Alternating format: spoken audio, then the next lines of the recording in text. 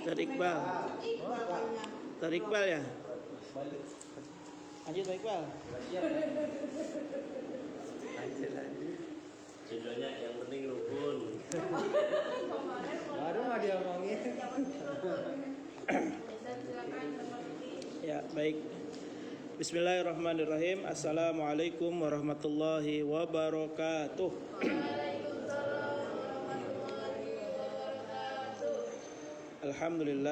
Alhamdulillahirabbil alamin.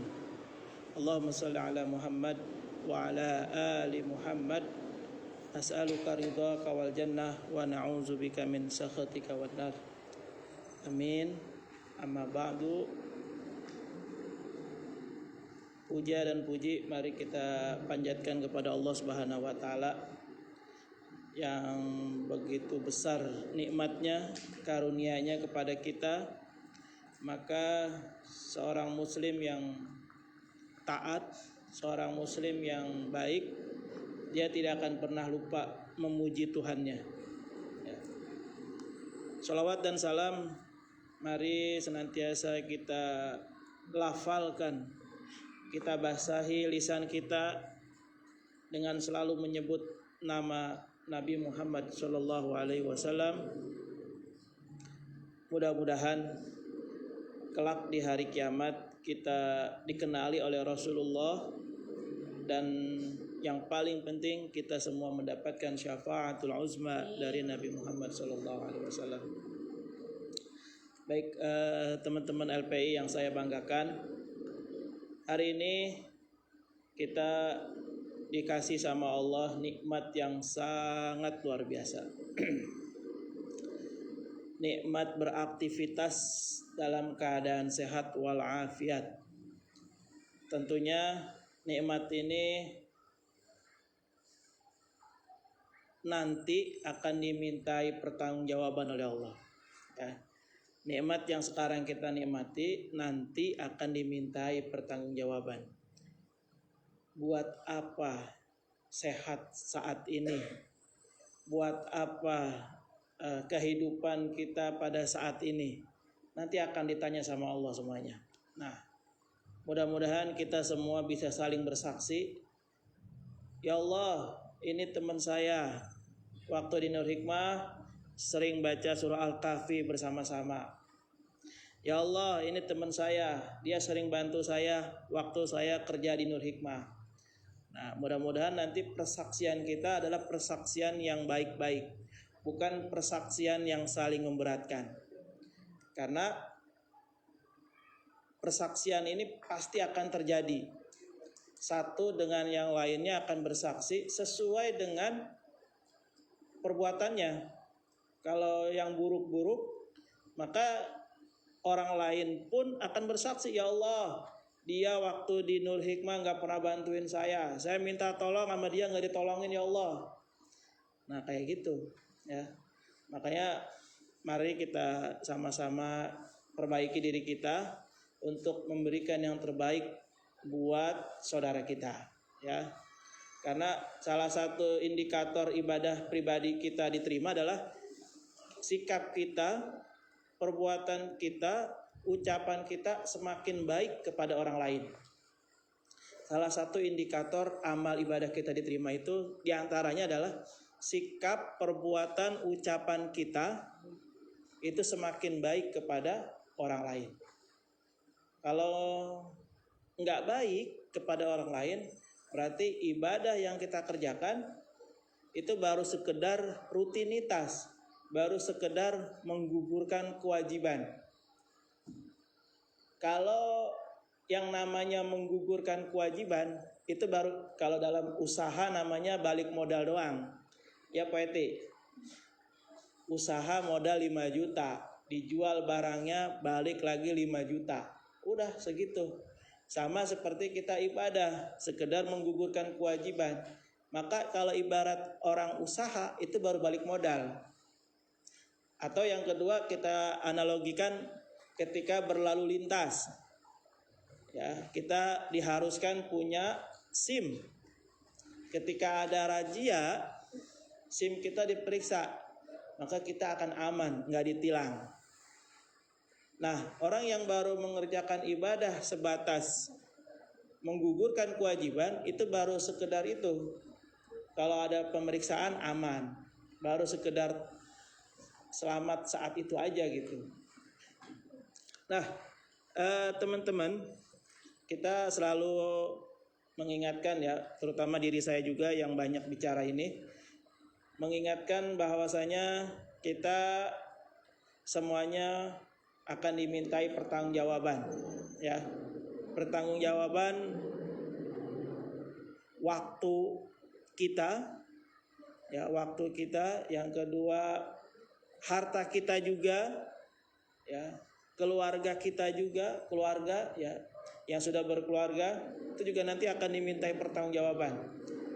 Dari rumah tangga yang dia bangun juga akan ditanyai oleh Allah. Nah, mudah-mudahan dengan adanya kegiatan setiap Jumat ini kita selalu saling mengingatkan ya, dalam kebaikan, dalam ketaatan. Yang paling penting adalah jangan sampai Jumat ini sama dengan Jumat kemarin. Sama aja rugi, apalagi berkurang, itu celaka kata Rasul ya. Makanya mari kita tingkatkan nih, yang tadinya belum baca Al-Kahfi sekarang kita baca, yang tadinya baru 1 halaman kita tambah lagi setengah halaman, dan seterusnya. Tingkatkan. Sebaik-baiknya orang adalah yang selalu menambah ibadahnya. Nah, pada hari ini kita akan belajar tentang orang-orang mukmin yang kuat. Kita sering sekali dengar hadis orang mukmin yang kuat lebih Allah cintai daripada orang mukmin yang lemah. Nah, ini hadisnya diantaranya ini. Saya bacakan terlebih dahulu. An Abi Hurairah radhiyallahu anhu qala Rasulullah sallallahu alaihi wasallam, al mu'minul qawi khairun wa ahabbu ilallah min mu'minid dha'if wa fi kullin khair. Ihris ala ma yanfa'uk wasta'in billah wa la ta'jiz, ya, wa la ta'jiz. Wa in asabaka syai'un fala taqul law abi fa'altu kadza kana kadza wa kadza, walakin qul qadarullahi wa ma syaa fa'ala fa inna law taftahu 'amala syaitan. Akhrajahu Muslim. Hadis ini menguatkan kepada kita bahwasanya di dalam agama kita, agama Islam, tidak ada yang istilahnya kebetulan, ya, nggak ada yang istilahnya kebetulan, ya. Ini hadisnya menerangkan ke arah sana nanti. Dari Abu Hurairah radhiyallahu an, semoga Allah meridhoinya, menuturkan bahwa Rasulullah bersabda, seorang mukmin yang kuat itu lebih baik dan lebih dicintai oleh Allah daripada seorang mukmin yang lemah. Dan pada masing-masingnya ada kebaikan. Maka bersemangatlah atas sesuatu yang mendatangkan manfaat kepadamu. Mohonlah pertolongan kepada Allah dan jangan bersikap lemah. Jika kau tengah ditimpa sebuah musibah, jangan kau katakan, seandainya aku berbuat begini, maka hasilnya akan begini. Tetapi katakanlah, Allah telah menentukan. Apa yang Allah kehendaki akan terlaksana. Karena sesungguhnya ucapan seandainya itu membuka peluang bagi setan, ya, bagi setan. Nah, yang pertama, mukmin yang kuat itu lebih Allah cintai daripada mukmin yang lemah. Lemah di sini atau kuat di sini dari segi ibadahnya, dari segi ketaatannya. Nah, lemah atau kuatnya seorang muslim itu sangat tergantung dengan iman. Iman, kalau diumpamakan iman ini sebuah pohon, maka yang namanya pohon perlu diberi pupuk, perlu disiram. Iman kita juga sama, perlu dikasih pupuk, perlu disiram. Pupuknya apa, siraman airnya apa, yang diantaranya yang bisa kita lakukan adalah untuk menjaga pohon iman kita disiram dengan ilmu agama. Menambah ilmu agama. Ya, pupuknya apa? Pupuknya itu bergaul dengan orang-orang yang baik. Ketika seseorang di antara kita bergaul sama orang yang baik, maka dia akan tertular menjadi baik. Bergaul dengan Mang Asep, maka akan tertular, paling enggak diajak belanja. Kalau ketular sama Ustadz Yusron, paling tidak diajak ngebenerin elektronik atau kabel-kabel atau install aplikasi-aplikasi. Kalau berteman sama Poeti, paling enggak disuruh ngeberesin buku. Makan juga. Kalau berteman sama Pak Iqbal, diajak ngitung-ngitung duit. Kalau berteman sama Pak Doni, ditanyain mana laporannya, mana nggak mau teman. Ya, apalagi kalau udah masalah hobi, pasti sedikit banyak teman itu akan mempengaruhi. Yang hobi batu pasti nempel jadi temennya, suka batu lagi. Begitu juga yang lainnya, ya. Jadi teman itu sangat besar pengaruhnya. Makanya polisi kalau mencari seorang tersangka, dia nggak akan cari ke keluarganya, dia cari temennya. Karena apa? Temennya pasti lebih tahu daripada keluarganya. Tuh ya. Dan biasanya orang yang diinterogasi temennya juga. Siapa teman dekatnya? Iqbal. Tanyain mana temennya, ini semuanya. Nah seperti itu ya. Jadi untuk merawat iman diantaranya adalah kita bergaul dengan orang yang baik dan terus menambah ilmu kita. Nah selanjutnya tadi di awal saya sampaikan bahwa di dalam agama kita nggak ada yang kebetulan. Coba begini, pasti begini. Nah itu nggak ada yang begitu ya. Jadi yang harus kita yakini di dalam diri kita yang sering kali terlewat adalah beriman kepada qada dan qadar Allah. Ini yang sering kita lewatin nih. Sehingga muncul coba seandainya begini.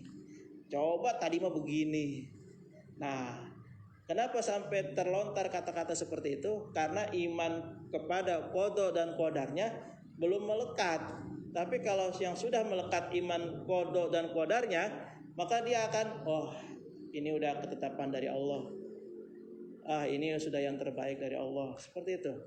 Nah, sedikit mengulas qada dan qadar itu bedanya apa sih Ustadz? Apa? Qada dan qadar. Kita seringnya nyebutnya takdir. Padahal qada dan qadar itu beda sama takdir. Apa? Beda. Ya.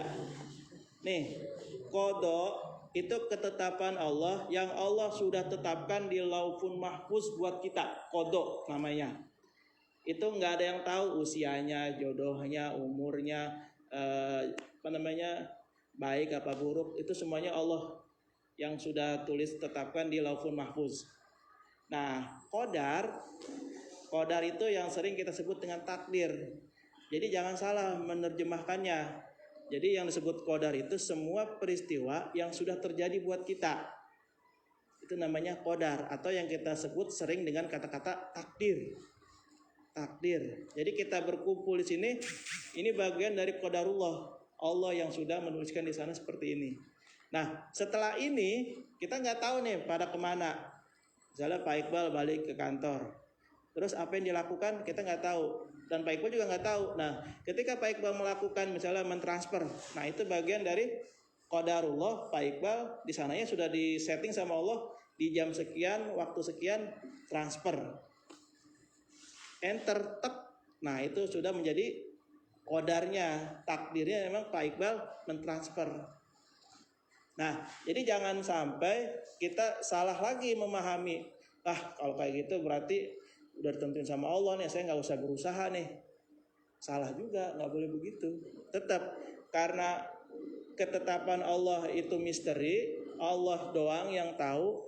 Kita diajarkan untuk yang namanya ikhtiar. Ikhtiar itu bagian dari usaha kita mencapai takdir Allah yang baik menurut kita.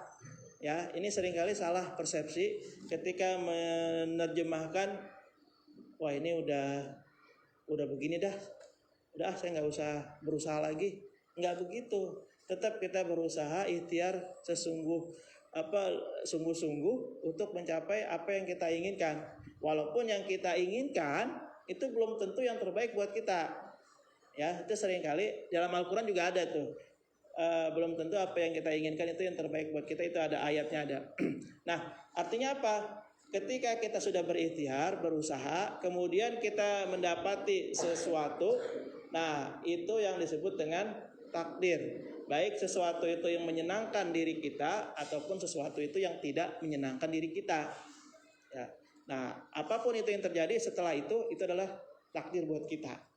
Nah, sebagai seorang muslim kita harus beriman kepada qada dan qadar. Nah, qadar tadi itulah yang sudah terjadi, namanya qadar. Kita beriman, berimannya adalah bahwa itu dari Allah dan Allah yang menentukan. Sehingga apa? Kita lebih tenang. Oh, ini takdir dari Allah. Ya. Jangan marah, jangan kesel, jangan sebel dengan peristiwa yang terjadi, karena itu takdir dari Allah. Tugas kita adalah beriman, mengimani bahwa itu dari Allah dan itu yang terbaik dari Allah buat kita. Apapun itu. Makanya nanti kemudian muncul setiap sesuatu pasti ada hikmahnya. Pernah dengar kata-kata itu? Nah, hikmahnya itu akan muncul ketika kita berprasangka baik sama Allah. Jadi setelah peristiwa itu terjadi, kita berhusnuzon kepada Allah, maka nanti akan muncul hikmah-hikmahnya, pelajaran-pelajarannya. Ya, tapi kalau kita bersuuzon, berprasangkanya buruk, maka akan terjadi juga ya hikmah-hikmah yang buruk buat kita. Nah, makanya ini pentingnya husnuzon kepada Allah. Jangan suuzon.